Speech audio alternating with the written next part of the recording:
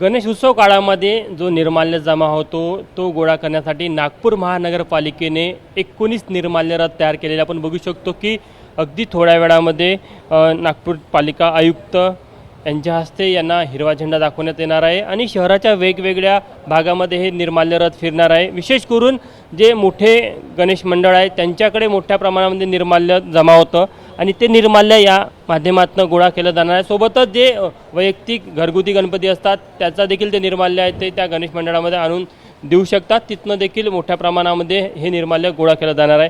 अत्यंत स्तुत्य उपक्रम आहे सर, काय सांगाल आणि या माध्यमातून नागरिकांना काय आवाहन कराल? नाही, नागपूर महानगरपालिकेमार्फत आपण गणेशोत्सवाच्या काळामध्ये आपले मंडळं आणि जे वैयक्तिक भाविक असतात जे गणेश स्थापना करतात घरी त्यांच्यासाठी विविध सुविधा ज्या असतात त्या पुरवत असतो। त्यातलाच एक भाग म्हणजे आपण हे निर्माल्य रथ जे आहे निर्माल्याचं व्यवस्थित कलेक्शन व्हावं आणि पूर्ण आस्थेने त्याचं आपण हे करावी डिस्पोजल करावं या संदर्भामध्ये आपण निर्माल्य रथची सुविधा जी आहे ती दरवर्षी देत असतो। त्याचप्रमाणे आज आपण जवळजवळ 18 ते 19 निर्माल्य रथ जे आहेत त्यातले काही ई व्हेकलसुद्धा आहे त्यांचं आज आपण त्यांना हे करतो आहोत, फ्लॅग ऑफ करतो आहोत। ते या पूर्ण 10-11 दिवसाच्या कालावधीमध्ये वेगवेगळ्या ठिकाणी आपण जे निर्माल्य कलश काही ठिकाणी प्रोव्हाइड करतो, काही ठिकाणी लोक स्वतः ठेवत असतात मंडळ, त्यांच्याकडे जाऊन निर्माल्य प्रॉपरली कलेक्ट केलं जातं आणि त्याचं व्यवस्थित सायंटिफिकरित्या आपण डिस्पोजल करत असतो। याचं खत पण तयार केलं जातं, तो देखील एक फायदा आहे। त्याचा आपला प्लांट आहे, गांडूळ खताचा प्लांट जो आहे तो भांडेवाडीला आपण तिथे हे करत असतो। हे निर्माल्य आपण तिकडे नेतो आणि तिथे त्याचं खतामध्ये रूपांतरण करत असतो। विसर्जनाला घेऊन कशा प्रकारे नियोजन आहे?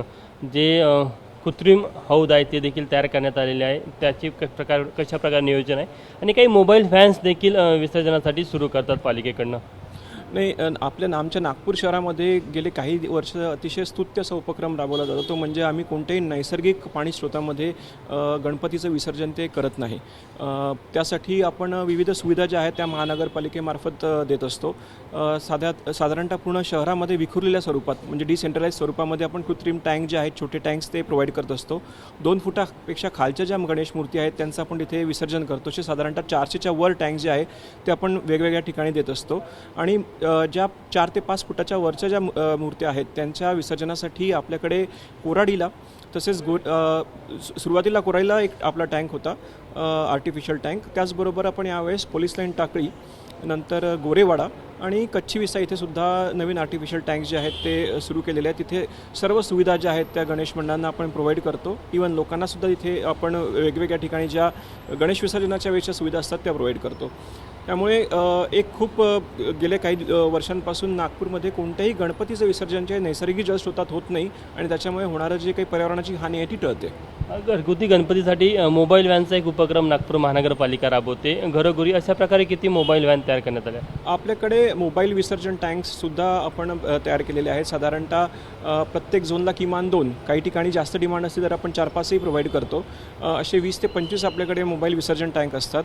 साधारणतः जे दिव्यांग आहेत किंवा जे सिनियर सिटीजन्स आहेत त्यांना जर विसर्जनाच्या ठिकाणी जाणं शक्य नसेल तर अशावेळी ते कॉल करून मोबाईल विसर्जन टँक बोलवतात आणि तिथे मग त्यांचं आपण गणेश विसर्जन करतो। या माध्यमातून पुढच्या 10 दिवसात पर्यावरणाचं प्रदूषण होणार याची पूर्ण खबरदारी घेतली जाते पालिकेची आणि माझं सर्व नागपूरवासियांना सुद्धा आम्ही करतच असतो। मागच्या वेळेसही देखील जवळजवळ 98% वर आमच्या ज्या मूर्त्या आहेत ह्या शाडूच्या मातीच्या म्हणजे नैसर्गिक अशा मटेरियलपासून बनलेल्या होत्या आणि यावेळेसुद्धा मी सर्व नागपूरवासियांना आपल्यामार्फत आवाहन करतो आहे की आपलं दरवर्षीचा हा जो एक चांगला उपक्रम सुरू केला आहे त्याला आपल्याला यावेळेस आणखी बळकट करायचं आहे आणि यावेळेस 100% मूर्त्या ज्या आहेत त्या नैसर्गिक ज्या पर्यावरणपूरक मटेरियलपासून बनलेल्या असाव्यात अशी माझी अपेक्षा आहे सगळ्यांना। शेवटचा प्रश्न, प्लास्टिक वापरच्या जर काही मूर्त्या त्यावर वॉच ठेवला जातो?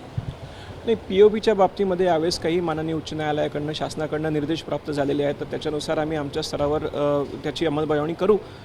परंतु मला असं वाटतं की नागपूर शहरामध्ये ऑलरेडी खूप चांगला ट्रेंड सुरू झालेला आहे की ज्याच्यामध्ये पर्यावरणपूरक मटेरियलपासूनच्याच मूर्त्या घेण्यासंदर्भामध्ये लोकांचा आग्रह असतो आणि तो ट्रेंड अधिक बळकट व्हावा अशीच आमची महापालिकेमार्फत अपेक्षा आहे। धन्यवाद। हे होते नागपूर महानगरपालिकेचे आयुक्त अभिजित चौधरी सर। कॅमेरामॅन मिथुन आदमणेसह तुषार कोहळे, ABP माझा, नागपूर। ABP माझा, उघडा डोळे बघा नीट।